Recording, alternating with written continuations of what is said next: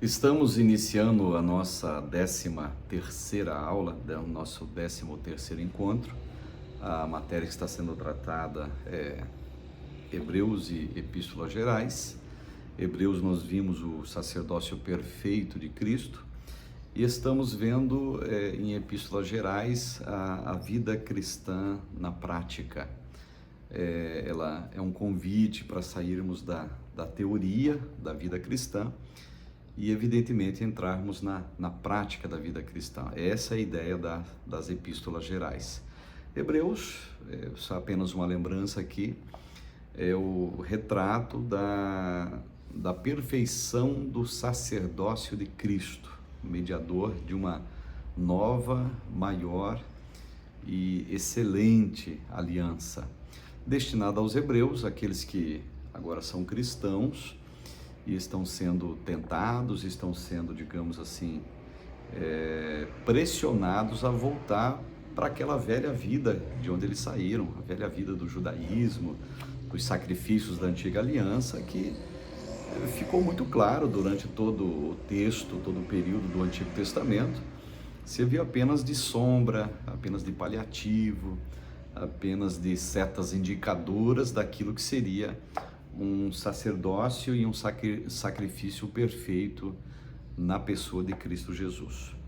Muito bem, isto posto, vamos aqui ao capítulo 4, página 133, 2 Pedro, contexto e afins. Começa assim, 2 Pedro, capítulo 3, versículo 1.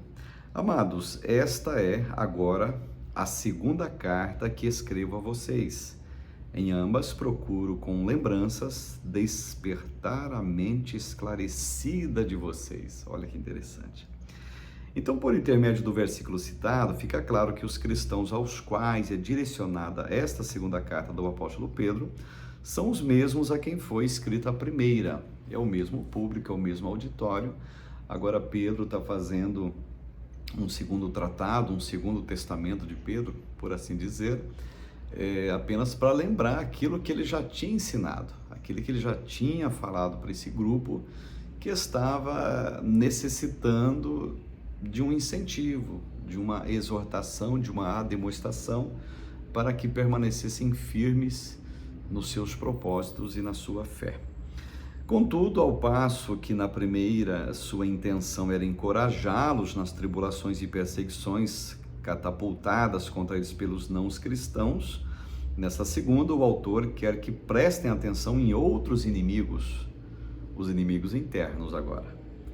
Era preciso olhar os erros perigosos que começavam a ganhar espaço nas comunidades cristãs. Diante dessa necessidade e da previsibilidade do próprio Pedro com relação à sua morte, 2 Pedro 1,13, ele decide apressar e prevenir seus leitores sobre o perigo que corriam como cristãos, enviando-lhes uma última recordação, no caso, a carta dele, né? Autoria e canonicidade da segunda carta do apóstolo Pedro. O reconhecimento quanto à autoria é forte. São Jerônimo, em 392, ele afirmou que Pedro havia escrito 2 cartas universais, sendo que a segunda, muitos afirmavam que não era de sua autoria, uma vez que nela continha um estilo diferente da primeira, né?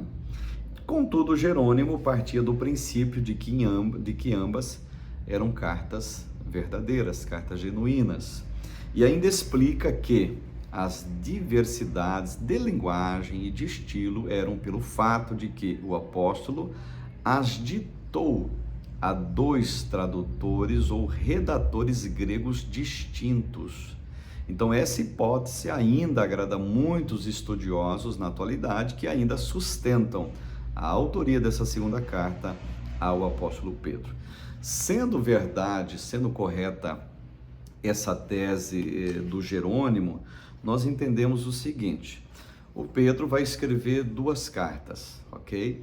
Na primeira carta, ele está ditando situações a uma pessoa que não sabemos quem, é uma tese do São Jerônimo, e na segunda carta ele também vai ditar essa sua segunda carta a uma outra pessoa.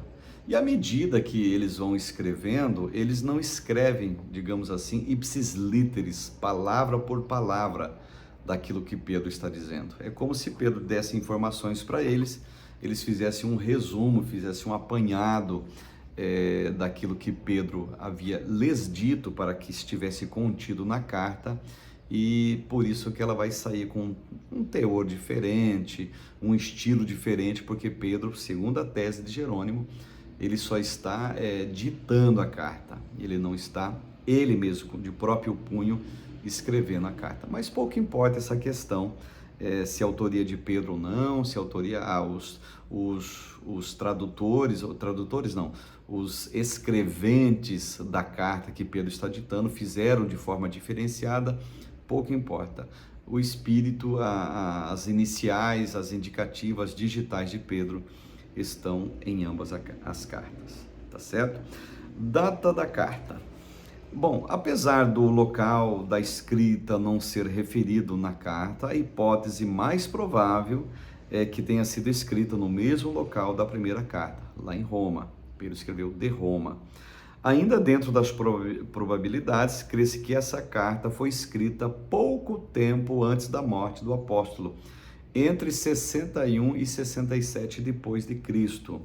Nero era imperador em Roma, iniciando seu governo aos 16 anos em 54. Nesse tempo, Paulo, após ter apelado a César, foi levado a Roma, Atos 25, onde foi julgado e inocentado em 61, tá? O que fez continuar as suas viagens missionárias. Foi nesse tempo das viagens de Paulo que Pedro provavelmente tenha ido para Roma e escrito a sua primeira carta. Foi após o casamento com Pompeia que o imperador Nero, ele se torna brutal, gente. Foi depois do casamento com Pompeia, assassinando inclusive sua própria mãe, seus conselheiros e diversos nobres da época, né? Seu caminho era insano e foi nesse tempo que o louco imperador viu o crescimento da igreja.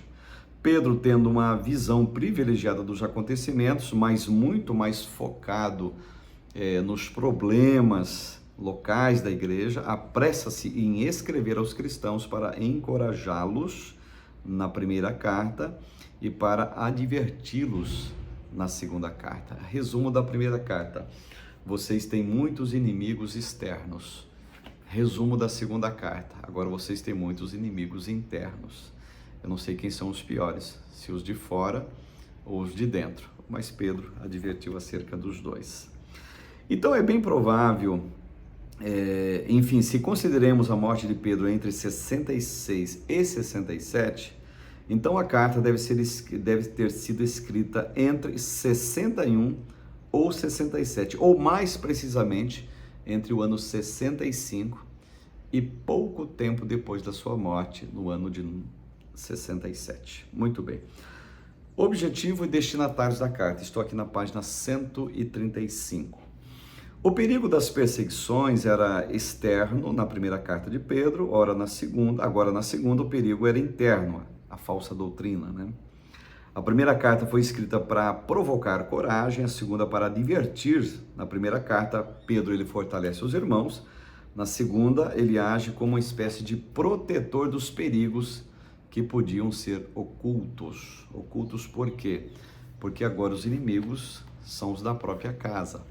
Os inimigos aqui, se é heresia, gente, são pregadores, são pastores, são bispos que estavam dentro da igreja, estavam infiltrados ali, agiam como cristãos. Se você olhasse para eles, de fato, visualmente falando, eram cristãos, tá?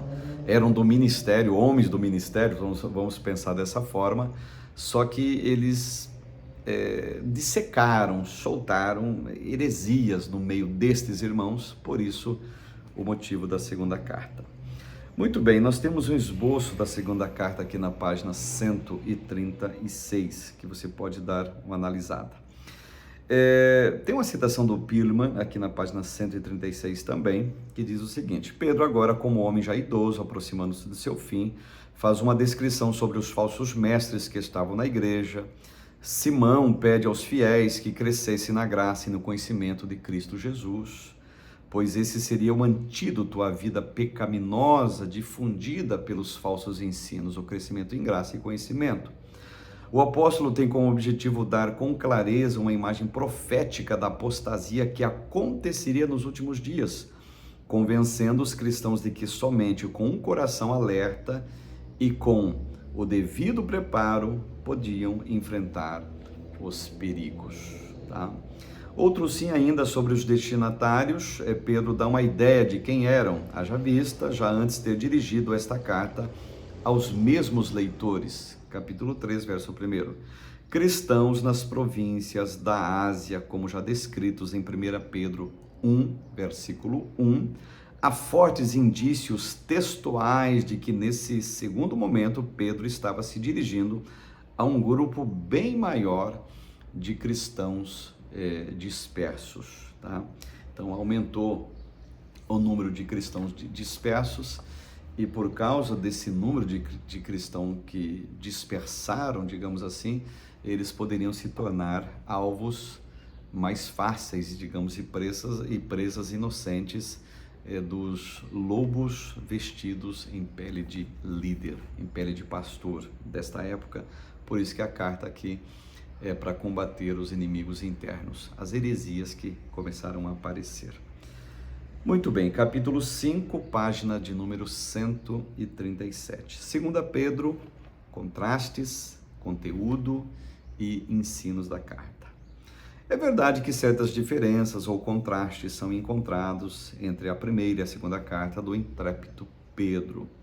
Teriam sido escritas pela mesma mão? É uma pergunta aqui, tá? Os pormenores quanto à autoria já foram trabalhados, inclusive explicando que as diferenças são solucionadas uma vez que estavam diante de secretários distintos, auxiliadores do apóstolo Pedro. É um homem idoso, tá certo? Ele tem amanuenses agora, ou escreventes. Se fosse o caso hoje, teria digitadores, teria datilógrafos, que agora estavam auxiliando o velho Pedro, o idoso Pedro, na redação de suas cartas para alertar os irmãos que estão dispersos agora. O contraste na linguagem. O grego usado na primeira carta é deveras polido, culto e um dos melhores do Novo Testamento. Entretanto, o grego da segunda carta chega a ser rude em suas pretensões e necessidade de expansão. 2 Pedro possui frases desajeitadas e não possui a mesma variedade de partículas de conexão como na primeira carta. As aparentes palavras prediletas em 1 Pedro desaparecem na segunda carta ou são usadas sinônimos. Isso é perceptível, tá? Supondo que Pedro tenha usado secretários diferentes, é razoável que o atual tenha sentido liberdade em dar uma face singular na escrita. O Pedro está ditando, mas é mais ou menos assim. Ele está escrevendo da maneira que ele compreende aquilo que Pedro está ditando para ele, tá? Mas não perde a autenticidade nisso, não perde a canonicidade, não perde a inspiração. É Pedro que está falando, iluminado pelo Espírito Santo, ensinando a igreja a combater agora os inimigos internos. E aqui na página 138, gente, 139, o contraste no pensamento, tá aqui dois quadros, para quem tem a matéria em mãos, para quem tem um livro fica um pouco mais facilitado. De um lado está 1 Pedro, algumas percepções, de outro lado 2 Pedro, para você ver que tem um contraste, tem algumas nuances bastante diferenciadas, conotando que são secretários ou aqueles que escreveram a carta para o Pedro enquanto ele as ditava. Eles deram percepções diferenciadas, mas isso não rouba, digamos assim, a parte profética da carta. Ela é inspirada por Deus. Conteúdo da carta. Aqui Pedro é rápido em sua saudação para, em seguida, propor a cura concernente à paralisia e à falta de visão do futuro que se avizinhava os seus leitores. E aqui na página 141 é apresentada aqui uma tabela acerca dos assuntos e para que a gente compreenda os assuntos da segunda carta de Pedro. Tem uma tabela na página 141, página 142 e página 143 também, para que haja essa compreensão. Claro, você que tem a matéria em mãos, se torna mais facilitado esta análise da segunda carta.